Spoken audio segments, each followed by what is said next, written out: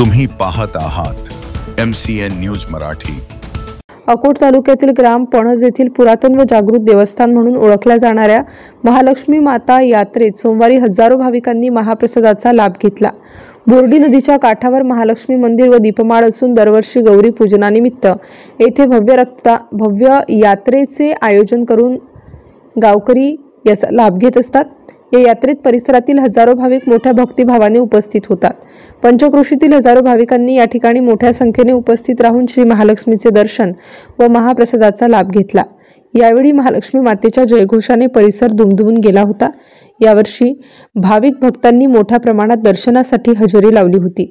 चारचाकी व दुचाकी वाहनांची वेगवेगळी वाहनतळ व्यवस्था ग्रामीण पोलीस व गावकऱ्यांच्या वतीने करण्यात आली होती।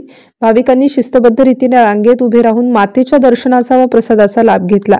या महालक्ष्मी यात्रा महोत्सवासाठी अकोला लोकसभा मतदारसंघाचे खासदार अनुप धोत्रे यांनी आवर्जून उपस्थिती दर्शवली होती। या महालक्ष्मी माता यात्रा महोत्सव दरम्यान महिला बचत गट, स्वयंसेवक, सेवाधारी, सार्वजनिक, श्रीराम सेना मंडळ, भजनी मंडळ, एकलव्य बचाव पथक व इतर ज्या लोकांनी मोलाची मदत करून सेवा दिली त्याबद्दल त्यांचा महालक्ष्मी मंदिर व गावकरी मंडळ यांच्या वतीने सत्कार करण्यात आला। MCN न्यूज मराठीसाठी देवानंद खिरकर, अकोट ग्रामीण।